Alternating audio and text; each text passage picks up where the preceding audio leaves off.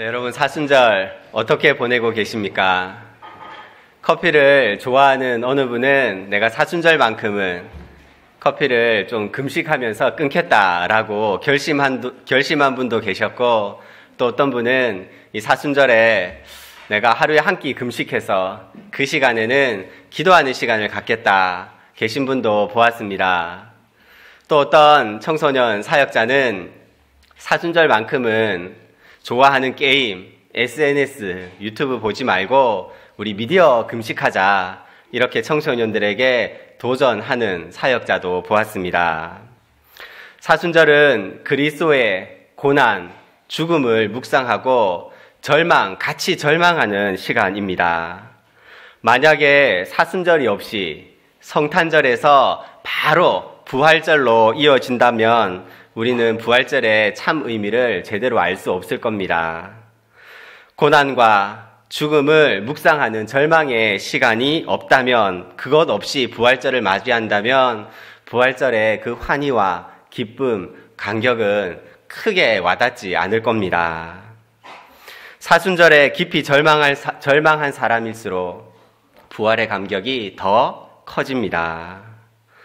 1년에 2번 정도 성탄절, 부활절에만 전도되셔서 교회에 오시는 분들은 사실 예수님의 탄생과 부활 사이에 있는 고난과 죽음, 절망을 모르기 때문에 참된 복음을 알기가 참 어렵습니다.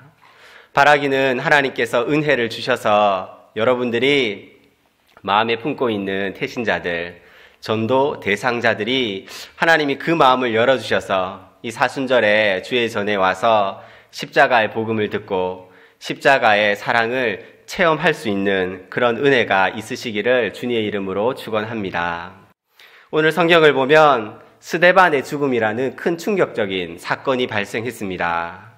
스데반이 나이가 많이 드셔서 돌아가신 것도 아니고, 질병에 걸려서 사고로 전쟁터에서 돌아가신 것도 아니었습니다.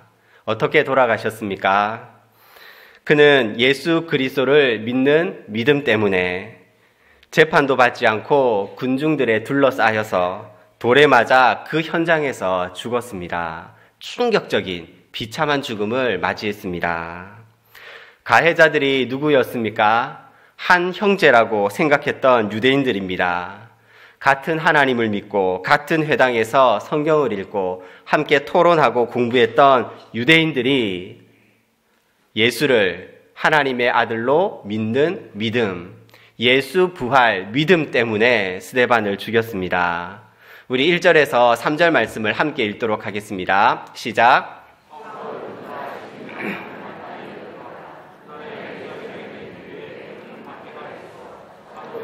다 유대와 사마리아 모든 땅으로 흩어지니라. 경건한 사람들이 스데반을 장사하고 위하여 크게 울더라. 사울이 교회를 잔멸할새 각 집에 들어가 남녀를 끌어다가 옥에 넘기니라. 여러분들이 이 당시에 기독교인이라고 한번 생각해 보십시오. 예수 그리스도를 믿는 믿음 때문에 스데반이 죽었습니다. 그런데 그 믿음을 나도 가지고 있어요. 스데반이 믿는 것과 내가 믿는 것이 같습니다. 이제부터는 죽음이 남의 얘기가 아니죠. 나도 오늘 붙잡혀 갈 수 있고 나도 내일 죽을 수 있습니다. 내 자녀가 붙잡혀 갈 수 있고 내 가족들이 전체가 몰살당할 수도 있습니다. 그 박해가 어느 정도였냐 하면 교회를 잔멸하려고 했다, 이렇게 표현을 하고 있습니다. 예수 믿는 사람 집에 들어가서 사람을 짐승처럼 끌어내서 두들겨 패고 옥에, 감옥에 넘겨버렸습니다. 대대적인 기독교인, 인간 사냥이 시작되었습니다. 그렇다면 이제 선택을 해야 합니다. 이 믿음을 계속 지킬 것인가? 스데반처럼 죽을 것인가? 아니면 믿음을 버리고 안전하게 살 것인가? 스데반의 죽음과 박해를 통해서 그리스도인들은 죽음을 진지하게 고민하기 시작했습니다. 내 목숨을 포기할 만큼 예수 그리스도가 내가 믿고 따를 만한 가치가 있는 분인가? 스데반이 죽으면서 보여주었던 그 의연함, 그 평온함은 도대체 무엇인가? 예수 부활을 믿는 나는 이 세상을 어떻게 살아야 하는가? 함께 예수 믿고 함께 성찬을 하고 함께 박해를 받고 함께 목숨을 건 내 옆에 있는 이 형제 자매들을 내가 어떻게 섬기고 어떻게 관계해야 할 것인가? 특별히 남자나 여자나 노인이나 어린아이가 예수 믿는 이 믿음 때문에 매질을 당하고 감옥에 갇히고 순교당하는 것을 직접 눈으로 목격하면서 그들은 이제 내가 어떻게 살아야 하나 결정해야만 했습니다. 우리가 초대교회로 돌아가자 이런 말을 많이 하는데요. 초대교회에서 어떤 일이 있었습니까? 손만 얹으면 병이 나았죠. 귀신이 떠나갔습니다. 놀라운 권능이 있었고 표적이 있었고 능력이 나타났습니다. 그러나 우리가 기억해야 할 것은 표적과 권능과 이적과 놀라운 능력이 나타나기 이전에 먼저 늘 죽음을 기억했던 교인들의 삶이 먼저 있었습니다. 자기의 전 재산을 가난한 사람들을 위해서 바쳤고 내 것이라고, 이것은 내 것이라고 움켜쥐고 그렇게 하지 않았어요. 자기 집에 있는 노예와 더불어서 같은 식탁에서 밥을 먹었습니다. 하나님 외에 다른 신들에겐 절하느니 차라리 순교를 선택했습니다. 하나님과의 교제, 성도들과의 그 교제가 얼마나 깊었는지 모릅니다. 도대체 이 초대교회에서 어디서 이러한 능력이, 어디서 이런 사랑이 나왔겠습니까? 죽음이 늘 그들 곁에 있었기 때문에 그렇습니다. 초대교회 교인들의 이런 신앙을 종말론적 신앙이라고 표현합니다. 하늘에 큰 구름이 떠오르면 오늘은 저 구름 타고 예수님 오실까? 고난과 박해 속에서 언제 붙잡혀 갈지 모르는, 언제 죽을 줄 모르는 상황 속에서 내 재산, 내 명예, 내 소유, 그게 뭐가 그렇게 중요했겠습니까? 그래서 그들은 자신의 재산을 가난한 사람들을 위해서 다 내어놓을 수 있었고, 그래서 그들은 노예였지만 그리스도 안에서 한 형제로 교회의 그들을 받아들이고 또한 노예였지만 그들을 교회의 지도자로 세우기도 했습니다. 그들은 성도 간의 그 깊은 사랑을 실천할 수 있었습니다. 이 전쟁터와 같은 상황에서 언제 죽을지 모르는 신앙의 동지인데 그들의 관계가 질투하고 시기하고 험담하고 그랬겠습니까? 그렇지 않죠. 그들은 깊이 사랑했습니다. 여러분, 우리가 이런 종말론적 신앙을 좀 가질 수 있다면, 우리가 초대교인들의 살았던 이 삶을 좀 배울 수 있다면 우리 교회도 지금보다 더 따뜻하고 우리 교회가 초대교회에 더 근접한 삶을 살아갈 수 있지 않겠습니까? 내 것이라 주장하지 않고 서로 이해하고 서로 사랑하고 하나님만을 그렇게 순수하게 사랑하는 우리의 모습이 우리 교회 가운데 있기를 소원합니다. 우리 히브리서 11장 36절에서 38절까지 말씀 함께 읽도록 하겠습니다. 시작. 또 어떤 이들은 조롱과 결박과 옥에 갇히는 시련도 받았으며 돌로 켜는 것과 시험과 칼로 죽임을 당하고 양과 염소의 가죽을 입고 유리하여 궁핍과 환난과 환대를 받았으니 이런 사람은 세상이 감당하지 못하느니라. 그들이 광야와 산과 동굴과 토굴에 유리하였느니라. 조롱과 채찍질과 결박과 감옥과 돌로 톱으로 칼과 죽임과 동물 가죽 옷을 입고 유리하고 궁핍하고 환난과 학대와 광야와 산과 동굴과 토굴에서 어떻게 사람이 살 수 있습니까? 맨정신으로는 아무도 그렇게 살 수 없습니다. 불가능합니다. 그러나 맨정신이 아니면, 죽는 게 무섭지 않으면 그렇게 살 수 있습니다. 예수님께서 죽으심으로 고아였던 나를 자녀 삼아 주셨고, 거절받았던 나를 용납해 주셨고, 죄인이었던 나를 의인으로 불러주셨고, 저주에서 축복으로, 원수에서 연인으로, 창기에서 신부로, 예수 그리스도께서 죽으심으로 내 존재를 그렇게 바꾸어 주셨다.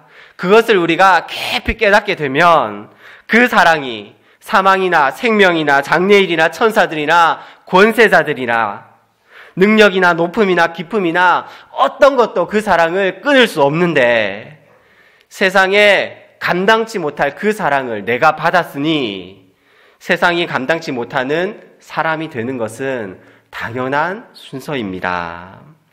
초대교회 교인들은 그래서 이런 삶을 살 수 있었습니다. 십자가 아래서 내가 어떤 사랑을 받았는지, 내가 어떤 용서를 받았는지, 내 존재가 어떻게 변화되었는지 그 죽음을 묵상하고 나니까 용기가 생겼습니다. 그래서 그들은 세상이 감당치 못할 사람이 되었던 것입니다. 죽음 이후에 다른 세상이 있다는 것을 아는 사람은 죽음이 무섭지 않습니다. 기독교가 313년 공인되기 전까지는 수백 년간 로마의 엄청난 박해를 받았습니다. 특별히 로마 황제였던 글레티아누스라는 황제 때는 칙령이 발표되었는데 얼마나 기독교인을 박해하였는지 그 내용을 보면 기독교인들의 예배당을 헐어버리고 모든 기독교 문서를 불로 태워버려라. 그리고 기독교인 중에 공직에 있는 사람, 나는 내 신앙을 지킨다고 하는 사람은 관직을 다 박탈시켜라. 로마 감옥에 갇혀있는 사람들 중에 로마 전체가 제사하는 날이 되면 감옥문을 활짝 열고 다른 신들에게 분향하고 제사하는 그리스도인들은 살려줄 것이고 끝까지 제사하지 않는 사람은 고문을 가해라. 로마 제국에 있는 모든 사람들에게는 로마 신들을 향하여서 희생제물을 바치게 하라. 만약에 이것을 지키지 않는 기독교인이 있다면 남녀노소를 가리지 않고 처참한 고문에 처해졌습니다. 어떤 이는 채찍질을 당한 뒤에 피에 굶주린 맹수에게 던져넣기도 했고, 또 어떤 이는 화형을 당하고 사지가 찢겨지는 끔찍한 죽음을 당하기도 했습니다. 시신은 방치되었다가 불에 태워지거나 버려지기 일쑤였습니다. 초대교회 감독이었던 폴리캅이라는 분은 예수님을 저주하며 풀어주겠다라는 그 회유의 말에 내 평생에 예수님은 나를 한 번도 부인하지 않으셨는데 내가 어떻게 예수님을 부인할 수 있겠습니까? 고백하면서 그는 당당하게 화형을 당했다고 합니다. 또 다른 감독이었던 이그나티우스라는 사람은 순교를 당하면서 7통의 편지를 교회에 보냈습니다. 그 편지의 내용에는 한결같이 자신을 위해서 기도해 달라거나 아니면 자신의 구명운동을 좀 해달라는 그런 부탁이 아니라 용기 있게 죽을 수 있도록 기도해 주십시오 라는 편지의 내용이었습니다. 이들이라고 왜 죽음이 무섭지 않았겠습니까? 예수 복음, 예수 십자가를 통해서 죽음을 바라보니 죽음이 불안하거나 두려움이 생겼던 것이 아니라 오히려 평안이 생기고 오히려 마음이 편안해지고 그래서 오늘을 살아가는 능력이 자신의 내면에 생겼더라는 것입니다. 기독교 역사에 있어서 기독교 신앙이 가장 순수했고 가장 빛났던 순간이 바로 죽음이 늘 곁에 있었던 바로 이 시기였습니다. 여러분, 우리의 삶도 마찬가지입니다. 언제 우리의 삶이 가장 빛나고 우리의 믿음이 언제 가장 순수해질까? 죽음이 늘 우리 곁에 있을 때 그렇습니다. 날마다 우리가 십자가를 통해서 죽음을 묵상하면 우리의 삶이 밀도가 높아집니다. 어느 집사님께서는 암 진단을 받고 큰 수술을 여러 번 받으시고 죽을 고비를 넘기신 이후에 제게 이런 말씀을 하셨어요. 목사님, 저 진짜 죽는 줄 알았습니다. 수술 날짜가 잡히고 몸이 힘들어지니까 내가 지금 죽으면 천국에 갈 수 있을까? 교회 봉사도 많이 하고 교회도 오래 다녔는데 죽음이 이제 곁에 와 있으니까 내가 진짜 죽을 수 있다 생각이 드니까 믿음이 뭔지, 내가 그동안 뭘 믿고 살았는지 그제서야 진지하게 복음이 생각나더랍니다. 십자가를 통해서 죽음을 바라보니 마음이 평안해지고 오늘 죽어도 감사하고 내일 새 날을 주셔도 감사하고 죽음이 전혀 두렵지 않은 상태가 되더랍니다. 그래서 매일매일이 목사님 선물이고 매일매일이 은혜입니다 라는 고백을 들었습니다.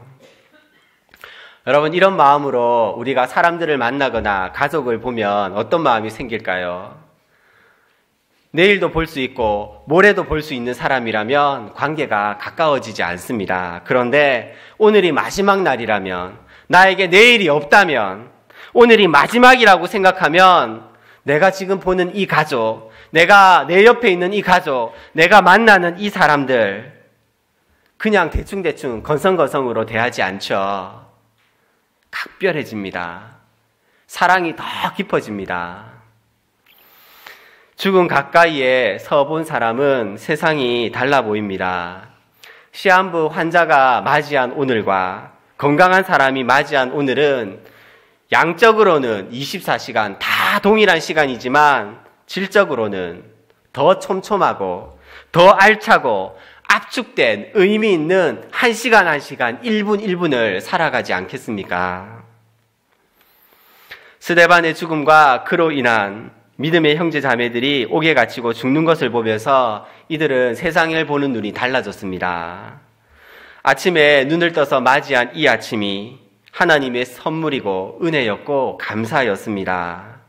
오늘 만나는 사람을 내일 만날 수 있다는 보장이 없으니까, 오늘이 하나님의 주신 마지막 기회이니까, 오늘이 사랑할 수 있는 마지막 날이니까 옆 사람에게 복음을 안 전할 수가 없죠. 옆에 있는 예수를 모르는 사람에게 그들은 마음을 쏟아서 정성을 다해서 그렇게 복음을 전하는 삶을 살았습니다. 이런 마음으로, 이런 간절함으로, 이런 자세와 태도로 복음을 전하는데, 사랑을 실천하는데 어떻게 하나님이 은혜를 안 주시겠습니까? 우리 4절에서 8절 말씀 함께 읽겠습니다. 시작.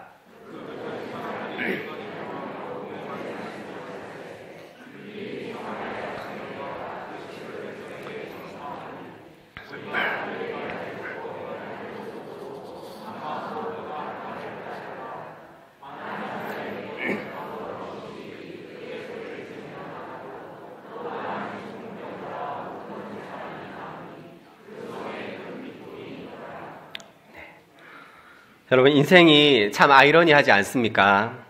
박해를 피해서 흩어진 사람들이 그리스도 안에서, 신앙 안에서 죽음을 묵상하고 그것을 뛰어넘어서 그곳에서 하루하루 오늘이 마지막 날이라는 자세로 생명 다해 복음을 전하며 살았더니 결과가 어떻게 됐어요? 치유가 나타나고 능력이 나타나고 성 안에 기쁨이 가득하게 됐다라고 말씀 전하고 있습니다. 로마 장군이 승리하여서 개선 행렬을 할 때에 노예가 큰 소리로 메멘토 모리를 외쳤다고 하지 않습니까? 죽음을 기억하라. 여러분들의 메멘토 모리는 언제였습니까? 여러분들만의 죽음을 기억하는 메멘토 모리가 반드시 있으셔야 합니다. 그래야지 여러분들의 삶이 더욱더 밀도 높아지고 여러분의 삶이 더욱더 복음에 근접한 삶을 살아갈 수 있습니다. 갈라디아서 2장 20절 말씀을 우리 함께 읽겠습니다. 내가 그리스도와 함께 십자가에 못 박혔나니 그런즉 이제는 내가 사는 것이 아니요 오직 내 안에 그리스도께서 사시는 것이라. 이제 내가 육체 가운데 사는 것은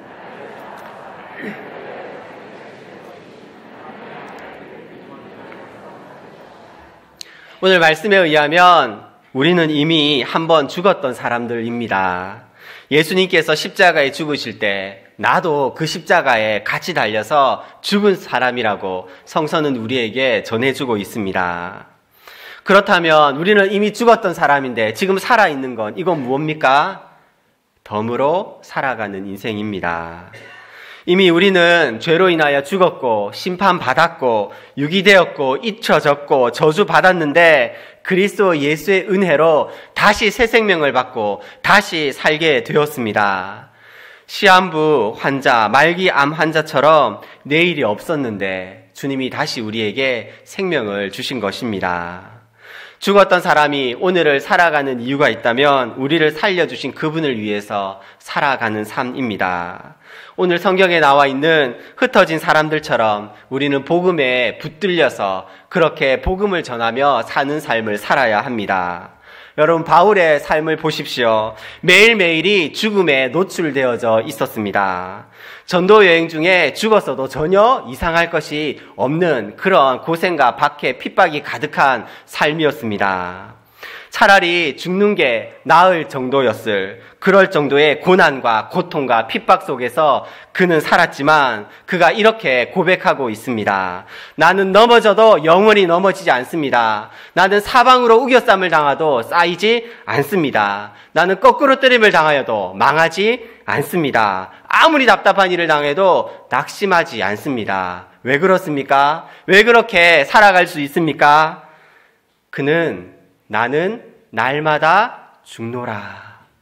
날마다 죽었기 때문에, 날마다 죽음을 묵상했기 때문에, 날마다 그리스도의 그 십자가의 죽음이 나에게 어떤 의미가 오는지 그는 날마다, 늘 아침마다, 늘 잠자리에 들 때마다 그것을 기억했기 때문에 어떠한 사망이나 거꾸럼뜨림이나 어떠한 우겨쌈을 당하여도 그는 일어날 수 있었고, 박해와 핍박과 어려움 속에서도 복음을 전하며 기쁨 속에서 살아갈 수 있었던 비결입니다.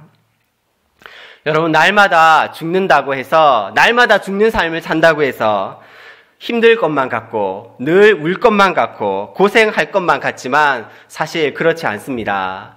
바울이 빌립보에 쓴 편지를 보십시오. 그는 기쁨이 넘쳐나고 있습니다.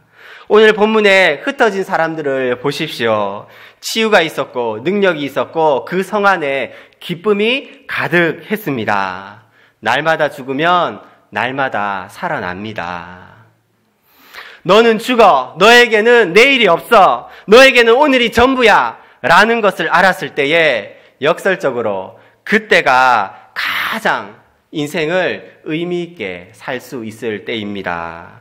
그때가 가장 자기 자신을 사랑할 수 있고, 그때가 가장 자유한 삶을 살 수 있고, 그때가 가장 복음에 밀접한 삶을, 복음에 깊이 젖어드는 삶을 살아갈 수 있는 때입니다. 기독교는 참으로 아이러니합니다. 세상 종교 철학에서 죽음은 허무이고 절망이고 끝이지만, 그러나 신앙 안에서 십자가 아래서 죽음을 묵상하고 바라보면 죽음은 죽음이 아니라 오늘을 살아내는 힘을 얻고 평안을 얻고 위로를 받습니다. 한 걸음만 내디디면 죽음이 내게 가까이 있어서 꼭 죽을 것 같다고 생각되는 분이 있으십니까?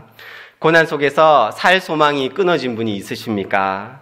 오늘이 어제 같고 그날이 그날 같아서 삶이 시들해져 기쁨을 잃어버린 분이 계십니까? 어떻게 살아야 할지 인생의 좌표를 잃어버린 분이 있으십니까? 십자가를 통하여서 죽음을 묵상하면 명확히 보입니다. 소망이 생깁니다. 기쁨이 솟습니다. 내가 어떻게 살아야 하는지 정확하게 깨달을 수 있습니다. 여러분, 사순절입니다. 이 사순절 십자가 안에서, 신앙 안에서 죽음을 깊이 묵상하시면서 그 죽음을 뛰어넘는 그리스도의 그 사랑과 생명력을 은혜로 받아들이시면서, 그래서 기쁨으로 여러분 하루하루를 밀도 있는 삶, 여러분의 하루하루가 복음에 더욱더 가까이 있는 삶으로 살아가시는 여러분의 삶이 되시기를 주의 이름으로 축원합니다.